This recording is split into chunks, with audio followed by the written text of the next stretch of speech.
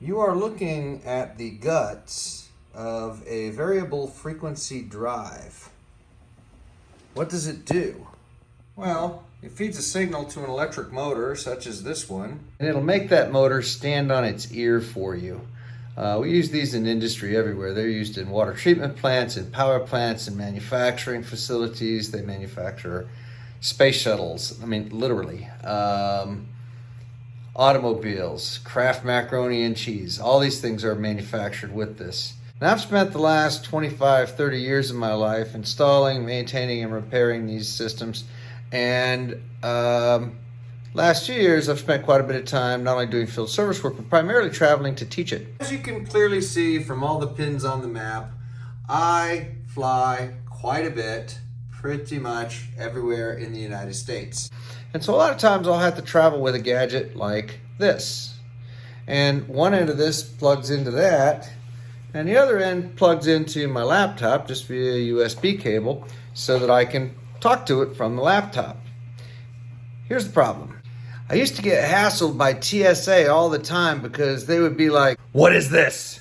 Obviously, it's a nuclear device.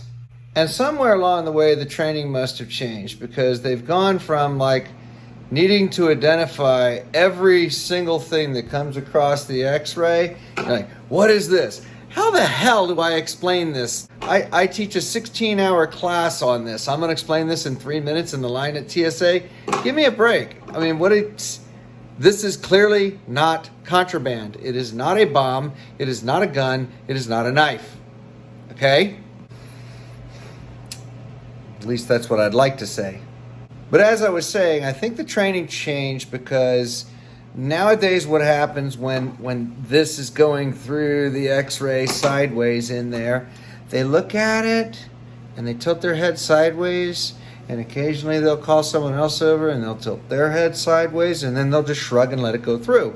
So I think the training has changed possibly from identify every object to contraband, not contraband. All that to say this.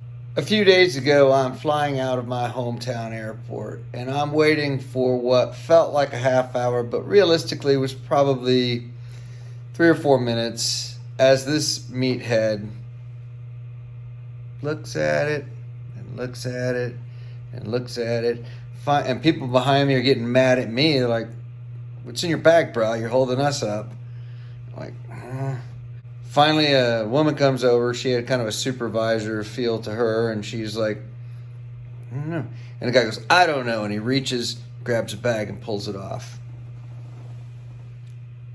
When he pulled my bag off the line, I kind of lost my shit and said something like, "Really?"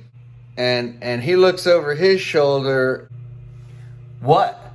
What is it?" And that kind of snapped me back to where I was and my place in the world. And I was like, "I don't know how to read x-rays. You tell me what it is. I don't know what you're looking at." Off to a bad start. She takes the bag off to the side, and let me tell you, she went through every millimeter of it.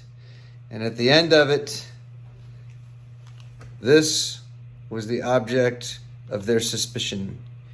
And she holds it up to him and announces, "It's a thermometer!" Like, mystery solved. Bitch, this is a thermometer.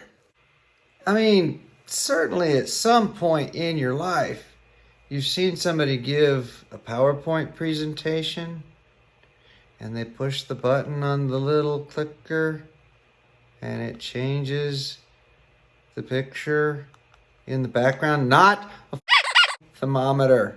And more importantly, definitely not a bomb, a gun, a knife, or any other form of contraband. Let's see. Big knife. Big gun. None of that looks like this shit. Is it possible that when something you can't identify goes through and it's definitely not a weapon or contraband, you just let it go through? But that's simply not possible. Why not, you stupid bastard? Well, mostly because we live in the United States where we have to put up with this kind of stuff ever since 9/11. I understand that TSA is trying to keep us safe.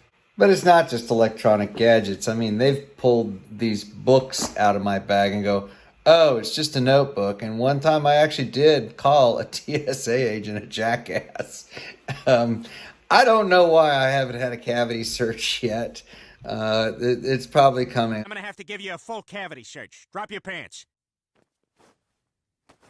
Peter, you don't have to pull your pants down. Oh, sorry, I'm still learning. What I will tell you, though, is if you do have something like this, not a nuclear device, and this, not a bomb, etc., keep them on top or in the outside pockets where at least it's easy for TSA to get to them and see what they are without having to empty all your stuff completely across the table, because that just holds you up even further.